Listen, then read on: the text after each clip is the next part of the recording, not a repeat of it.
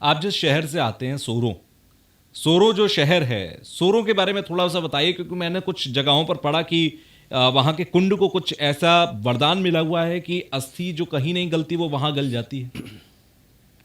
देखिए, कल्प भेद हर चरित सोहाई, जैसा भी मैं बता के गया कि श्वेत बराह कल्प है। जी। इसी तरह से अलग अलग कल्पों में प्रभु के अलग अलग चरित्र हैं। तो एक कल्प में तो ये मिलता है कि सनक सनकादि ऋषियों के द्वारा भगवान के जो दो पार्षद हैं जय और विजय, वो श्रापित हुए। एक कल्प में नारद जी के द्वारा श्रापित हुए कि तुम 3 जन्मों तक घोर राक्षस बन जाओ। तो सतयुग में सबसे पहले हिरण्यकश्यप और हिरण्याक्ष के रूप में वो दोनों आए। राक्षस हमेशा बलवान रहता है। राक्षस पुरुषार्थी रहे हैं, परिश्रमी रहे हैं, तपस्वी रहे हैं, क्योंकि वो भगवान के पार्षद थे और उन्होंने तपस्या करके ऐसे वरदान प्राप्त कर लिए। हिरण्याक्ष और हिरण्यकश्यपु 2 भाई थे। हिरण्यकश्यपु का वरदान ये था कि वो किसी शस्त्र से न मरे, न दिन में मरे, न रात में मरे, न आदमी मारे, न पशु मारे। चालाकी से अमरता ले ली थी। तो भगवान ने नरसिंह रूप धारण किया। आधे नर आधे सिंह, अस्त्र शस्त्र नहीं, नाखूनों से ही मारा। न पृथ्वी पे मरे, न आकाश में मरे, जांघों पर रख के मारा। न दिन में मरे, न रात में मरे, संध्या के समय मारा। उसी का एक भाई था हिरण्याक्ष जी।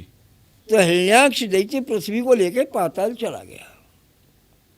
अब आप कहेंगे जब पृथ्वी पाताल में चली गई तो फिर हम लोग सब रहे कहाँ? बिल्कुल। और मैंने तो सुना है कि पाताल जो है वो धरती के अंदर है, तो फिर धरती के अंदर धरती के अंदर तो हमारे 7 लोक हैं जी, और 7 धरती के ऊपर हैं जी। तल, अतल, वितल, सुतल, तलातल, रसातल, पाताल। तो धरती के अंदर ये समुद्र तो हमको दिख रहा है जो पृथ्वी के समुद्र हैं जी। इसके नीचे भी कुछ और है, पृथ्वी के नीचे भी। आजकल तो विज्ञान सब खोज रहा है। तो पृथ्वी को लेकर जब वो पाताल में चला गया, त्राहि त्राहि होने लगी, सृष्टि के क्रम रुक गए।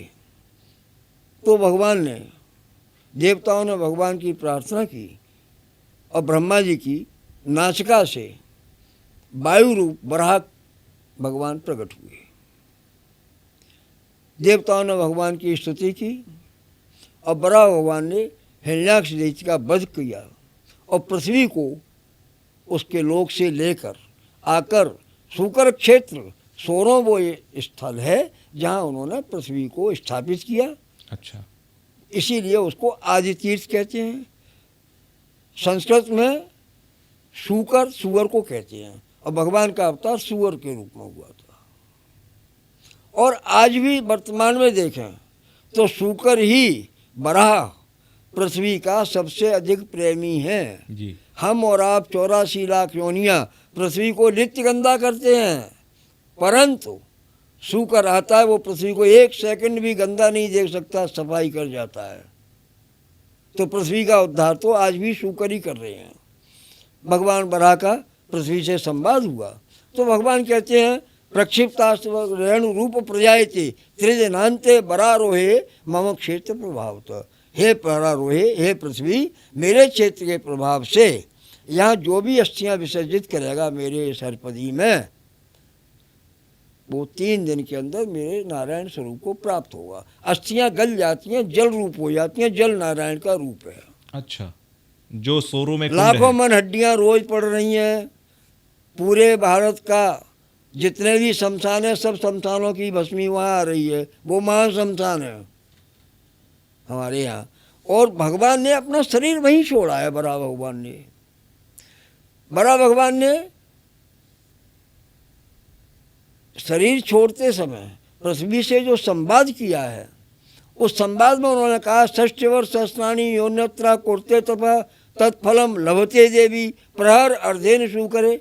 60,000 वर्ष तक अन्य तीर्थों में तपस्या करने से जो फल प्राप्त होता है, हे पृथ्वी, आधे प्रहर में मेरे सूकर क्षेत्र में प्राप्त होता है। भगवान ने अपना शरीर छोड़ा। महर्षि शुक्ला एकादशी को व्रत किया, द्वादशी के दिन भगवान ने शरीर छोड़ा। जब से ये मान्यता है और आजकल प्रत्यक्ष प्रमाण है इसके लिए, बड़े बड़े वैज्ञानिक आए, अब तक तो वो जगह ढेर लग जाती है हड्डियों की। मैं खुद उस जगह पर गया हूं और मतलब वहां कोई हड्डी आपको नहीं दिखती। कोई हरिद्वार आप जाएंगे, आपको कहीं पर भी तैरती हुई कहीं भी ढेर मिल जाएगा हड्डी कहीं का। भी गलती नहीं है हड्डी। वो जो इतना अग्नि से गहरा बच के आ कुंड भी गई, नहीं है और उसके बाद भी वहां पर हड्डी नहीं बचती। जो अग्नि से बच के आ गई वो कहाँ गलेगी? जी, सही बात है।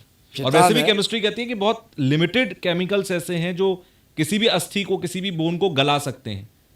कभी उसके पानी को टेस्ट किया गया? और दूसरी बात, हमारे यहाँ के जल की दूसरी विशेषता है कि जो गंगा जल ले जाते हैं वहाँ से और मध्य प्रदेश में गंगोज करते हैं, जी, तो उससे 200 ग्राम 400 ग्राम की जो पीतल की लोटी रहती है उसमें गंगा जी उमड़ती हैं और वो जितने भी लोग वहाँ होते हैं सबको चरणामृत बांटा जाता है। अच्छा। उतना जल हो जाता है।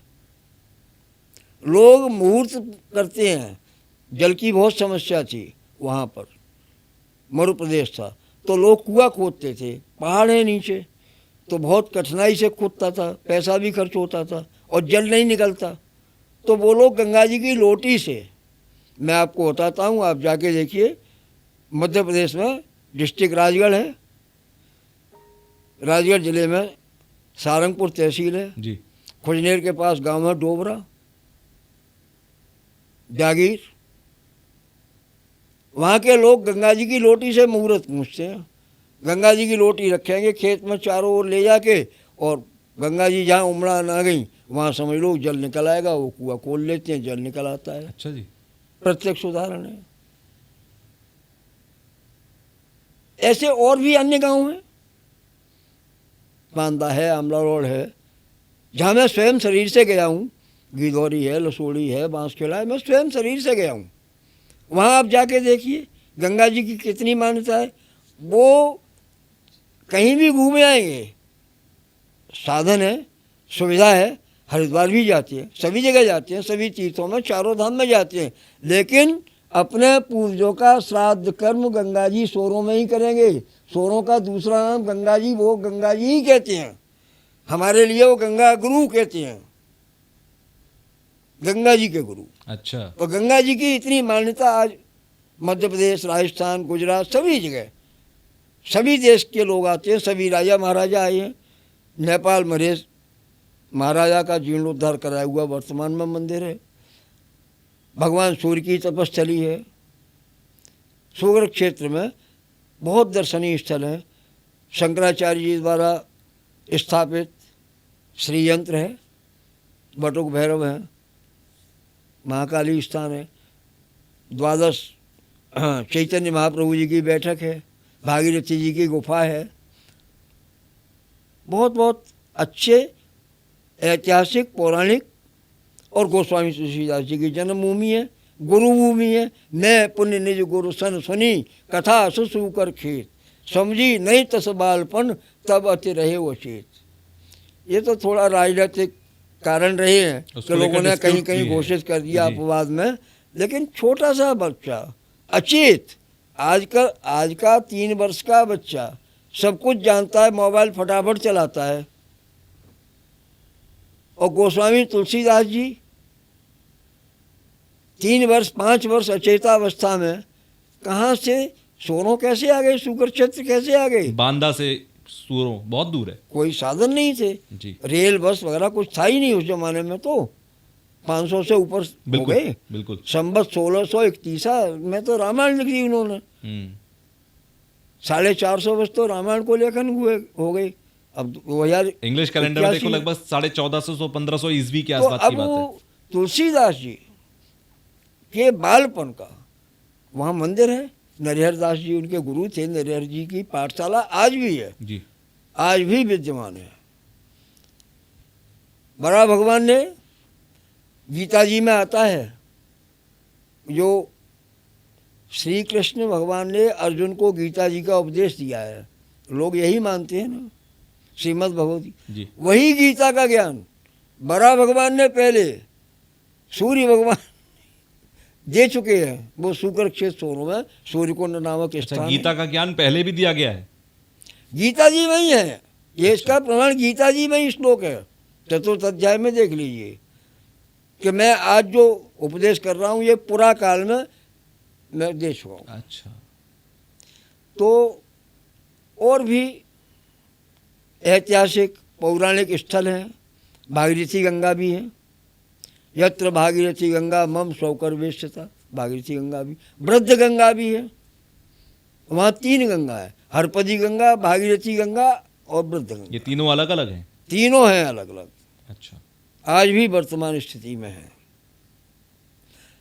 हरपदी गंगा का ये महात्मा मार्गशीर्ष मास में शुक्ल पक्ष में एकादशी से पूर्णमासी तक बहुत बड़ा मेला लगता है।